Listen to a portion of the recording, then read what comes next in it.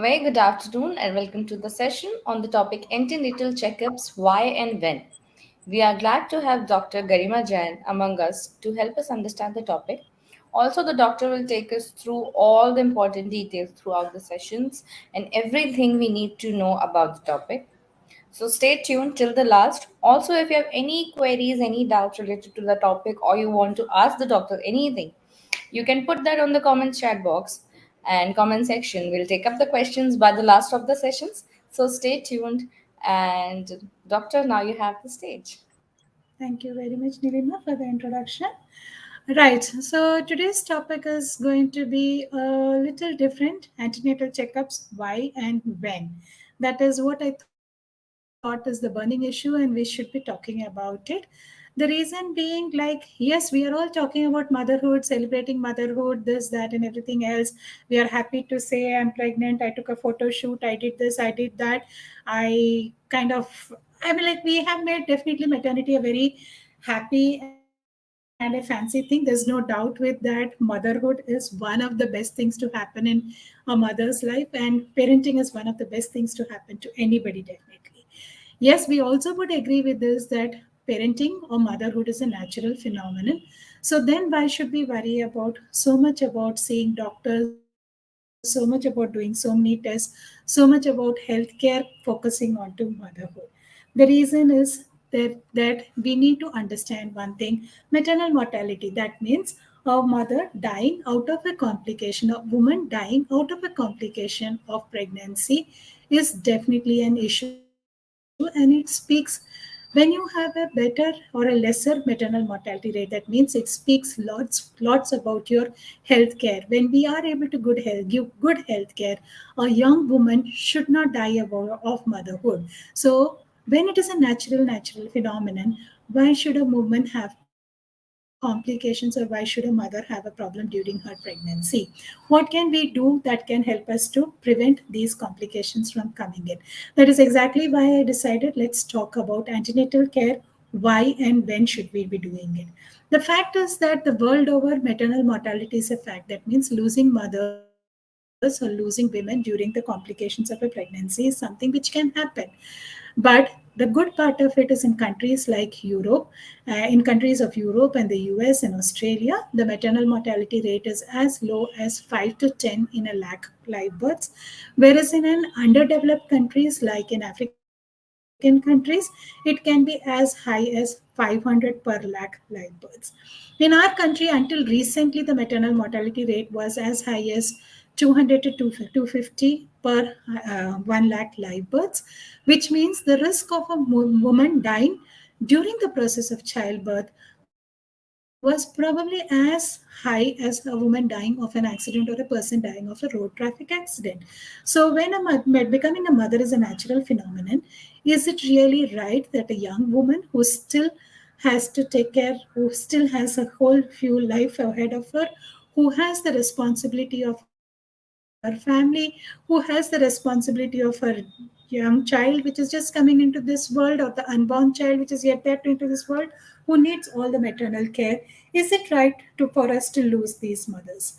With the improving healthcare facilities in our country also, now we have come down to an average maternal mortality rate of around 180 per live births, to the extent that in a state like Kerala, which has the least maternal mortality rate, the reason being that there is no concept of domiciliary delivery in Kerala. Every single woman is delivered in a hospital with an aid and assistance. Every single woman, whether she has been able to go through her pregnancy, belongs to the remotest part of the village, remotest part of the state, would be taken down to an institute for the delivery, whether it be a medical college, whether it be a private sector, whether it be a nursing home, whether it be a primary healthcare center. So, in a state like Kerala, the maternal mortality rate has reduced down to 46 per live births, and in average, most of the states are now touching somewhere close to 100 per live births. Luckily enough, in a practice setup like ours, in a private practice where we have all the facilities available, where we have all the doctors, we have all the specialities, and we have all our patients who do follow up for their antenatal checkups, and who can afford and are generally in good health, the mortality rate is probably as low as 20 to 30 per live births, 1 lakh live births. That is quite a achievable, quite a commendable thing. But still, can we do something to reduce this further? Yes, we can do something to reduce this further. There are certain things which we cannot do. We cannot change maternal mortality in certain conditions. The most common cause why women die during childbirth process is one, in our country, is high blood pressures in the pregnancy, two, bleeding during the pregnancy delivery process, three, because of embolism, and four, because of infections and all other rarer complications. So, of all of these complications like high blood pressures, blood losses, causing mortality, and even infections are mostly preventable, though sometimes not avoidable, but can be tackled if they are taken care of well, kind of thing. Embolism, unfortunately, is something we can't do much about it, though it is very, very rare, can happen to anybody, and we can have a maternal mortality because of it.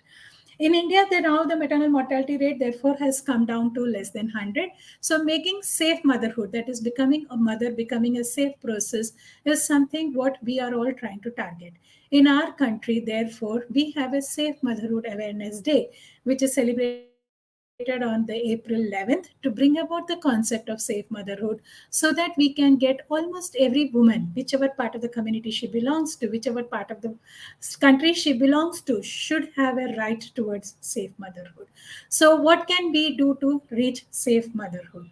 I'm Dr. Garima Jain, Senior Consultant OBGYN with a special interest in high risk pregnancies, and who strongly believes that every woman has a right to become a mother, and every mother has a right to take care of her child and should be there for her family and her child. I've been practicing obstetrics and gynecology for more than 25 plus years now, and yes, we have been facing issues during our this thing. So, what is it that one can do? Like everybody of us is aware of it, the pregnancy journey starts from pre-pregnancy, through the pregnancy, and post the pregnancy. That is when we can have a safe motherhood, or we can take care of ourselves. The period when we are not yet pregnant or planning a pregnancy is called the prenatal period. The period during the pregnancy is what is called the antenatal period, and the post-delivery phase is called the postnatal period. Though most of the complications happen during childbirth, that is during the process of labor, during the process of delivery, during the cesarean, but we can take actions during the pregnancy which will help us to reduce the risks and complications during the process of childbirth. That is the whole thing about proactive health, or being able to identify things early enough. Now we know that suppose 100 women get pregnant, probably in a young healthy population, only about 10 can have a complication in the pregnancy. The purpose of seeing a doctor, the antenatal checkups, is to be able to identify, are you going to be in that 10? And if you're going to be in that 10, is there something that we can do to bring you out of that 10 and pull you back into the 90? One.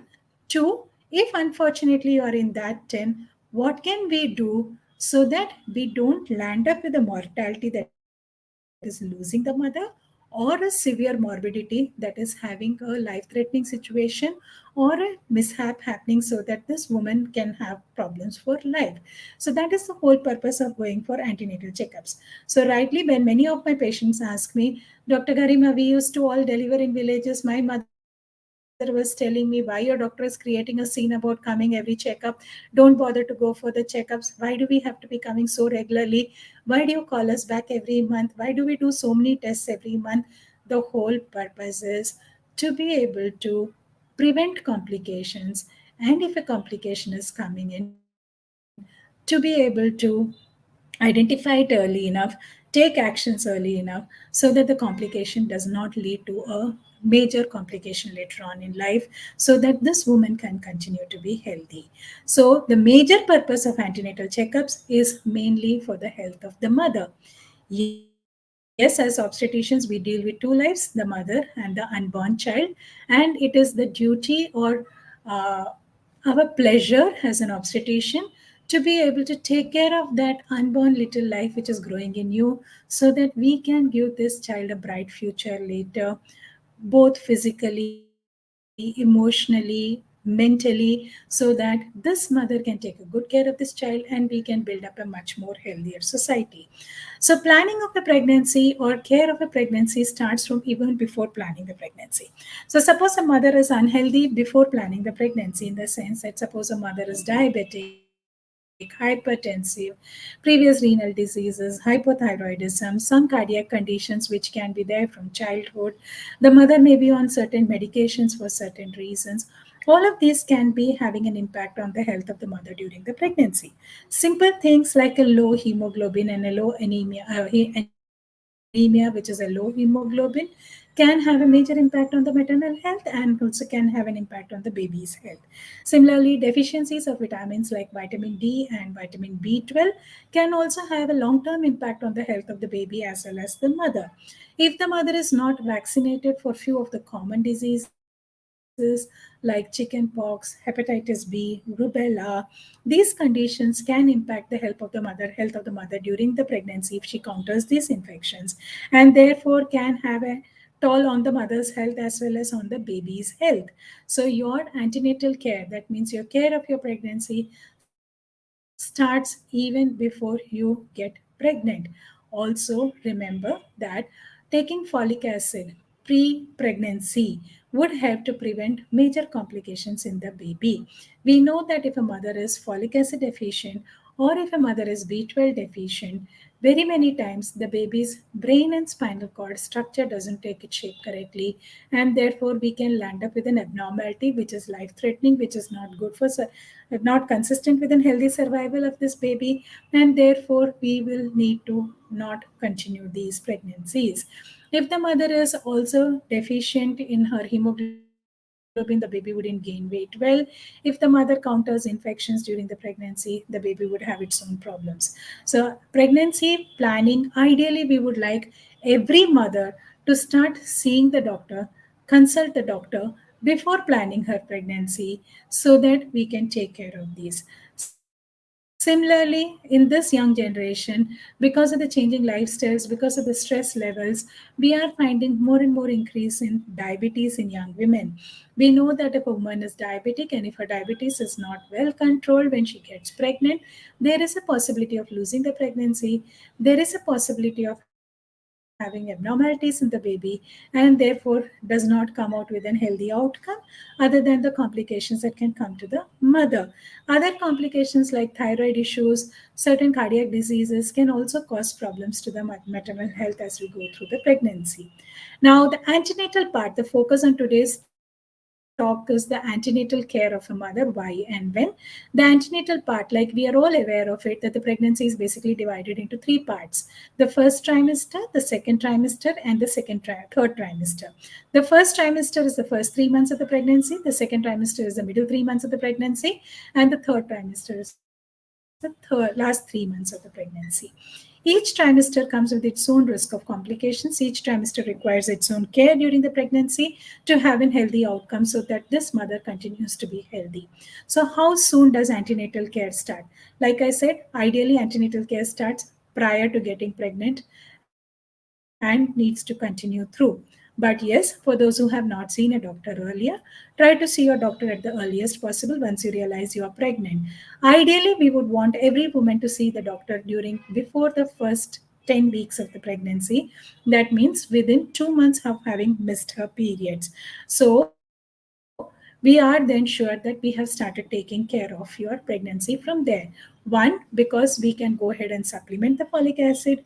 Two, like I said, we can screen you for your general health in the form of your diabetes, hemoglobin, thyroids, look out for infections so that we can correct all these things so that the complication rates in the pregnancy is lesser. Three, we can do an early pregnancy scan. Why is an early pregnancy scan done? An early pregnancy scan not only confirms the pregnancy, it also lets us know if this pregnancy is a single baby or whether it's a twin pregnancy. Because if it's a twin pregnancy, we can avoid the type of twins that it is, whether it's an identical twin, whether they are two babies sharing one sac and one placenta, whether two different babies, all the complication rates are that are different. When we do scans later, that is, suppose I am asked to look at a twin pregnancy in the fifth month of the pregnancy, it becomes difficult to identify what kind of twins they are because they become little too big for us to be able to pick them up separately and make out what they are, and therefore the complication rates could be very varying and difficult to manage. Whereas if a woman sees us early in the pregnancy, we are able to identify this. Unfortunately, some of the pregnancies do land up with other kind of complications like molar pregnancies or ectopic pregnancies, which when we do an early pregnancy can help the mother to pick these things up early. Ectopic pregnancy is a pregnancy where the pregnancy does not unfortunately settle in the uterus.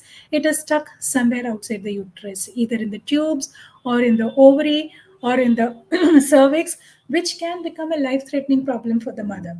So, if a woman comes into us early enough, scans can help us to identify these things early enough. Very many times we are able to manage medically with helping out with ectopic pregnancies. Sometimes they still need surgical correction, but we can definitely avoid a death, or we can definitely avoid too much of blood transfusions and everything if these things are handled before they can become absolute medical emergencies. Therefore, we would like a woman to see a doctor for the first time as soon as she realizes she is pregnant, at least before she is 10 weeks pregnant. That means before she is 2.5, 3 months pregnant. So when you missed your period for 1.5 months or 2 months, try to see your doctor so that all these basic investigations can be done and we can start taking care of the pregnancy by supplementing with folic acid. Then entering into the third month of the pregnancy, which is where we are able to date our pregnancy correctly. Most importantly, in the third month pregnancy, we start getting to do an antenatal scan, an early pregnancy scan, a nuchal scan, the third month scan. This is an important ultrasound on your pregnancy. This is the reason for doing this scan is by this time the major organs of the baby, that is the brain, has started taking its shape, the hands and legs have started taking their shape, the heart is taking its four-chamber shape, the stomach starts coming in, the baby starts passing urine, and we can see the urinary bladder. We can see the complete length of the spine of the baby. So we are able to make out if there are any major structural abnormalities in the baby which can inhibit a natural health of this baby. Also, on this scan, and along with it, a few blood tests that we ask for, we are able to identify if this baby can have a chromosomal abnormality, which can lead to mental retardation, which can be a problem for life for the parents. So that is why the third month pregnancy antenatal checkup is yet another important checkup. Also, once you go and see the doctor in your third month scan, that'll be the third month antenatal checkup, you would be started off on iron and calcium supplements. And depending upon your thyroids, if needed, we supplement with thyroids. If you're vitamin D or B12 deficient, you would also be given supplements for the same. Also, by the third month, now your doctor would advise you on your taking care of your dietary challenges to be able to help you out on a healthy, nutritious diet. And once you have crossed your third month of the pregnancy, you can also start exercising. In a developing country, though we would not like to call ourselves any more developing, I think we are almost there to call ourselves a developed country, but still, a fact is that tetanus infections are still there in our country, and a woman needs to take 2 tetanus toxoid injections during the antenatal phase to prevent herself from getting a tetanus infection during the delivery process and prevent the baby also from getting a tetanus infection during the childbirth. So therefore, a mother would also be started on tetanus injections, the 2 compulsory vaccines of the pregnancy. 2 doses of these vaccinations should be completed on the mother before she completes her 8th month of the pregnancy, with keeping at least a 4 to 6 weeks gap between the 2 doses. So generally, in most of the setups, it is once you come to us with the third month, that is when we go ahead and give you a first dose of your tetanus injection. By the 4th month of the pregnancy, we would expect women to start gaining weight, eating better, and if there are any other health issues, we start addressing those health issues. Therefore, in the 4th month, we would 4th month of the pregnancy, we expect mothers to see the doctors once more.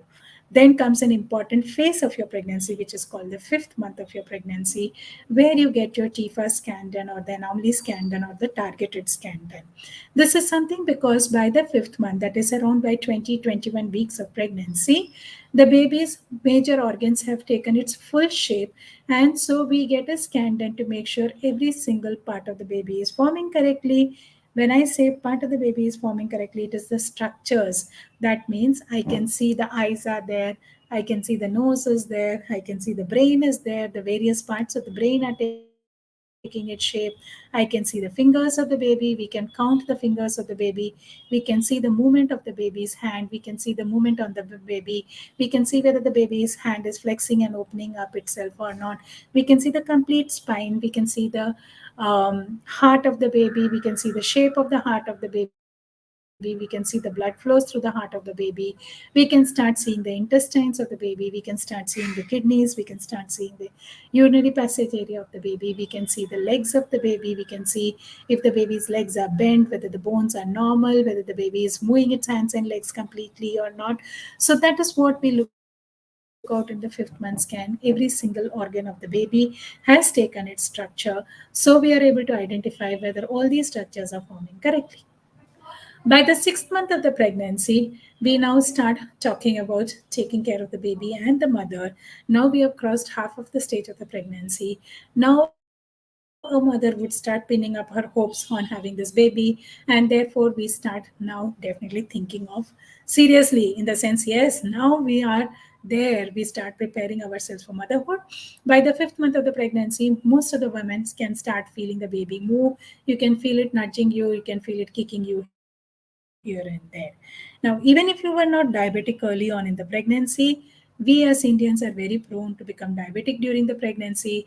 The statistics is that about 30% of the women become diabetic during the pregnancy, and therefore, in the 6th month of the pregnancy, we re-screen again for gestational diabetes or diabetes during the pregnancy, so that if that is coming in, we can avoid the complications of diabetes of the pregnancy. So in the 6th month of the pregnancy, generally we would call you back with a set of investigations to relook into your hemoglobin, your diabetes, your thyroid levels, and any other depending upon how your pregnancy has been going. By now, you have done with your 2 compulsory vaccines of the pregnancy. And for those mothers who are Rh negative blood group with their partner's Rh positive blood group, we would also now start considering giving them precautionary injections to avoid complications in the pregnancy. Once you have touched your 26, 27 weeks of the pregnancy, this is the time when you can go ahead and take yet another preventive vaccine, which is called the flu vaccine. This is because if a mother counters swine flu during the pregnancy, especially in the 3rd trimester, chances of complications, landing up with a pneumonia, needing an ICU admission, landing up with a preterm delivery, all of these start increasing. And therefore, we want every single mother to be protected from flu by taking the flu vaccination. Yet in our country, it is an optional vaccine because of the cost, but definitely we would want every mother to be taking the flu vaccine, which is then given generally after 26 weeks or once you're entering into your 3rd trimester of the pregnancy. Usually, we also get a growth scan done on the baby around the 30th week of the pregnancy, anywhere between 28 to 30 weeks. So, we have now realized that you need one antenatal checkup in the first 2 months, you need your second antenatal checkup in the 3rd month, you need a third antenatal checkup in the 4th month, a 4th one in the 5th month, a 5th one in the 6th month, and a 6th antenatal checkup in the 7th month of the pregnancy. From here onwards, now, because the complication rates of the pregnancy can increase, like a mother might start having very high blood pressures, the growth of the baby can start getting compromised, the mother can have many other issues like breathing difficulties, digestion problems. This is the most important phase when the baby starts developing itself or carrying on, getting its weight, and all the major organs of the baby are now undergoing development. Until now, the hardware is done, now the software of the baby starts coming in. So, this is again an important phase when the maternal health is important because only a healthy mom can have a healthy baby. We need healthy moms to have healthy babies. So, now we need to be worried about our health a little more when we are here. So, around the 30 weeks of the pregnancy, we get another scan done for checking the growth of the baby, and we start calling back the mothers more frequently for the checkups. Around this stage of the pregnancy, there is another optional vaccine, which is called the Tdap vaccine, which, if the mother takes, can protect the baby from lots of infections, which can happen to the baby immediately after birth within the first 6 months of its life before the baby's vaccinations can be completed. So, this is again something which a mother can take somewhere between 28 to 32 weeks of the pregnancy so that we can help this mother have a better outcome on the baby. So we have now taken two optional vaccines. One is the flu vaccine and we have taken the Tdap vaccine. These two vaccines which both protect the baby and the mother from getting major infections during the pregnancy. Now we can also now onwards is the crucial phase of the pregnancy because the blood pressures can start going up. So from here onwards, antenatal checkups start getting more frequent. Until now, the visits were once in a month. Now the visits start becoming probably once in 2 weeks till the ninth month of the pregnancy, and then every week from there. So ideally, every woman should be undergoing about 10 antenatal visits during the pregnancy, a prenatal visit, that is before planning the pregnancy, and one or two postnatal visits, that is post the delivery, for us to have a safe motherhood. However, suppose we are not able to have a setup where we can have 10 antenatal visits at least, that is each month of the pregnancy one visit kind of thing. If that cannot happen, we would say at least 4 antenatal visits are compulsory to have safe motherhood: one in the first trimester, one in the fifth month, one in the seventh month, and then around the ninth month of the pregnancy. This is what we had cut down the antenatal visits to during the COVID time, when we were not allowed to step out of the houses. Definitely healthcare got compromised, and we did find that we could not really take care of the women. Even in a country like US, where the maternal mortality rate had come down to less than 20 per lakh, during the COVID, the maternal mortality rate went up to as high as 40 per lakh because they were not able to go for their regular antenatal visits. Definitely, we were missing out on a lot of vaccinations, we were missing out on the care of the mothers, and therefore it was a problem. So, your antenatal visits need to be starting from early in the pregnancy, one before you reach your 10 weeks of pregnancy. Second antenatal visit is in the third month of the pregnancy, and visit in the fourth month. A visit in the fifth month with your fifth month scan. A 6 month visit for us to be able to look at the sugars and your general health. 7.5 months, 7 month visit for us to look at the growth of the baby. And from then here onwards, every 2 weeks or so, for us to be able to start monitoring the maternal health and the growth of the baby. Once you touch your ninth month of the pregnancy, that is, once you have touched your 35 weeks or 36 weeks of the pregnancy, generally your doctor would call you back every week for the antenatal checkups, because now things are very crucial for us. Suddenly, the mother can have high blood pressures, the mother can go in for labor pains, the mother can start bleeding, the mother can have watery discharge or leaking, the baby can have its own problems in the form that the baby may not be in the right positions, the baby may have its own distress because it's not been getting enough oxygen inside, the mother can have diseases of the liver, the mother's diabetes starts affecting the baby significantly if the diabetes is not under control, and it's very fluctuating and difficult to manage at this stage. If the mother has health issues, those can be taken care of in the form of heart health, that can be taken care of. So in the ninth month of the pregnancy, ideally we would like to see every woman coming for an antenatal checkup every week. Even if you're coming in every week, please make sure your blood pressures and your weight is checked every week, because the major reason is to make sure that your blood pressures are not going up high. We know that in a country like India, 10 to 20% of the women will develop a high blood pressure before they can deliver. And if a high blood pressure comes in, of 100 women who develop a high blood pressure, unfortunately, 10 to 15 of them would lose their life if the condition is not tackled early enough by taking care of the blood pressures, watching out for the complications of blood pressure, planning the deliveries early enough. Now, once you have touched your ninth month of your pregnancy, your antenatal visits would also help you to discuss with your doctor your treatment plan.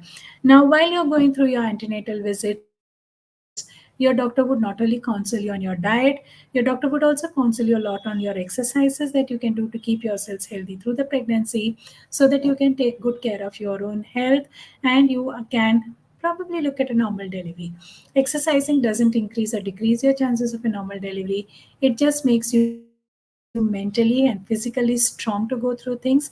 One, two, the aches and pains of the pregnancy that women get during the pregnancy because of the increasing weight, changing shape, and with the sedentary lifestyles that we all have, the exercises do help women to take care of these kind of things. So most often than not, the antenatal exercise sessions also start off as early as in the third month of the pregnancy, starting from some walking, by the fifth month starting on with strengthening and flexibility, by the ninth month, 8 months touching onto the birthing exercises, and by the ninth month also preparing yourselves for the postnatal phase of the pregnancy. So when you come in for your antenatal visits, it is not just seeing the doctor. It is not just checking your blood pressures and the doctor making you hear to the heartbeat, or like many of the centers would every time just put the scan machine on and show the heartbeat of the baby. It is not just that much. There is much more to the antenatal visit that women can go through and need to be helped out to take care of their medical aspects. Postpartum depression, that means women feeling very low, have very depressed anxiety, is a fact, and almost world over 60 to 70% women do suffer through what we call as postpartum blues, again, which can be beginning to be identified a little early in the pregnancy, and counseling sessions preparing yourselves for it can help us to tackle the postpartum blues also better. So when a woman goes through her antenatal checkups, it is the pregnancy care that is taken care of. During the pregnancy, we can help this woman with a lot of vaccinations, which will help her to be healthy. We can also give her vaccinations, which will help her the baby to be healthy. And we can also start inculcating healthy habits in the mother. During the pregnancy, we also tend to discuss with the mother about contraception. That means how to prevent the next childbirth till they're not ready for the childbirth. And if unfortunately a woman faces a complication in this pregnancy, what can be done in the next pregnancy to prevent these complications from coming in? If there is a complication in the baby, what can be done so that the next pregnancy is a healthier pregnancy? If there is a complication in the baby, can we do something to help this baby survive better? See, earlier we were probably of the concern that a baby which is born, typically like everybody of us in our cultures will say, don't travel in the 8th month of the pregnancy. The whole concept of don't travel in the 8th month of the pregnancy is because earlier it was that if a baby was born in the 8th month, it may or may not survive.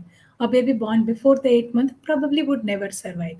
A baby born after the ninth month would 99% help itself and survive itself, kind of thing. So earlier it was 8th month was what was a tough month of the pregnancy.